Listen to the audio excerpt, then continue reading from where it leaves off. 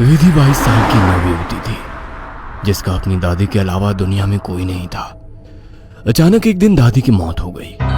विधि अब दुनिया में बिल्कुल अकेली रह गई थी। उसके बॉयफ्रेंड सनी के अलावा अब उसका इस दुनिया में कोई सहारा नहीं था। एक दिन विधि दादी की अलमारी खोलती है, जिसमें उसे एक पुरानी बैंक की पासबुक और लॉकर की चाबी मिलती है। विधि बहुत हैरान हो जाती है। वो जानती थी दादी कितनी मुश्किलों से घर चला रही थी। फिर ऐसे में उनके पास से मिली ये लॉकर की चाबी देखकर विधि के मन में सवालों की झड़ी लग गई थी। ऐसा क्या है उस लॉकर में जिसके बारे में दादी ने उसे आज तक नहीं बताया? सवाल बहुत सारे थे जिनका जवाब ढूंढना था। दादी की डेथ सर्टिफिकेट लेकर जब वो बैंक पहुंची तो उसे दादी की लॉकर का एक्सेस मिल गया। उत्सुकतावश उसने लॉकर खोला तो उसमें सिर्फ उसे कुछ कागज दिखाई दिए। विधि कागज लेकर घर लौट आई। उन कागजों के मुताबिक मंथनपुर में एक बड़ी हवेली दादी के नाम थी। इतनी बड़ी हवेली है दादी के पास और हम सालों से इस 2 कमरे के किराए के मकान में जी रहे हैं। ऐसा क्यों किया दादी ने?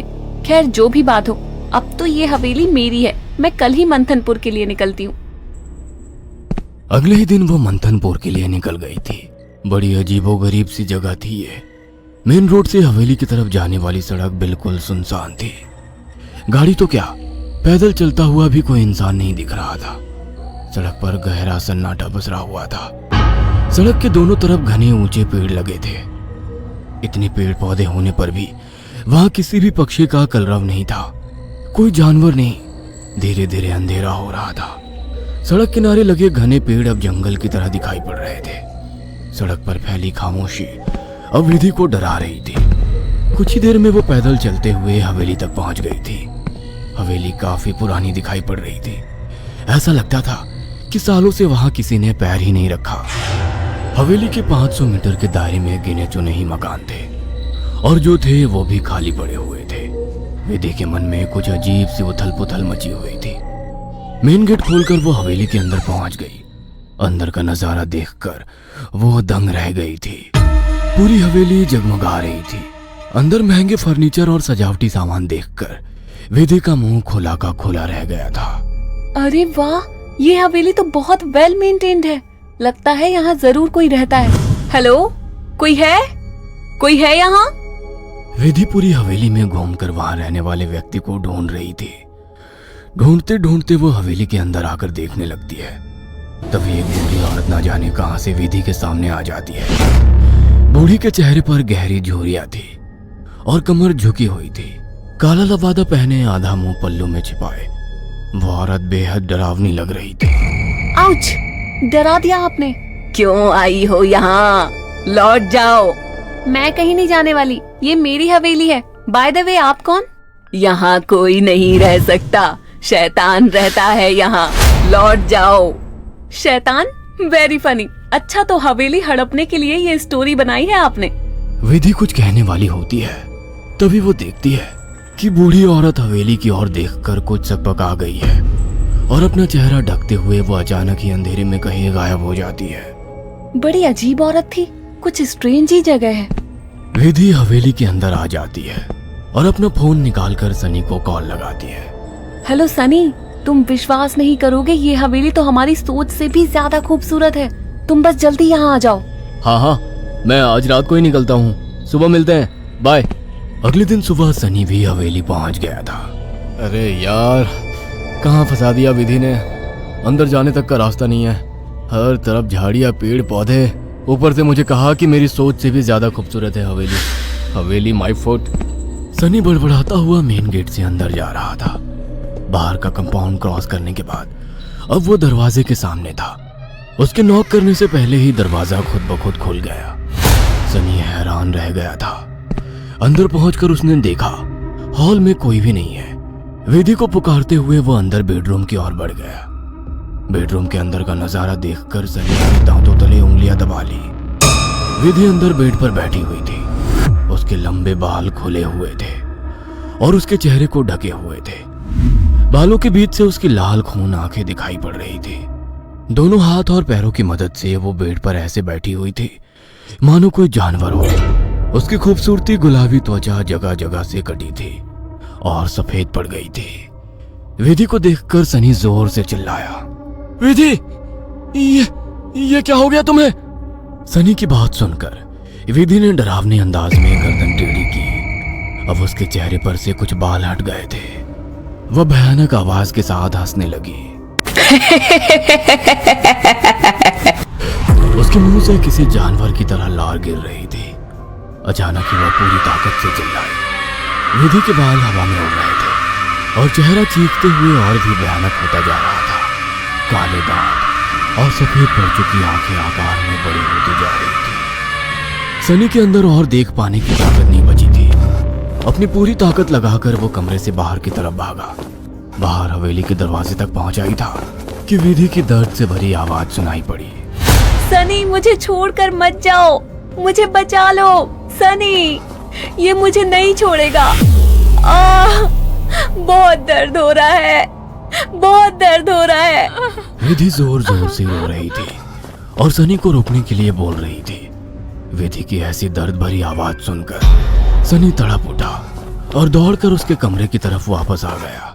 ये सब क्या हो गया विधि? ये सब क्या हो गया? मैं क्या करूं, बोलो।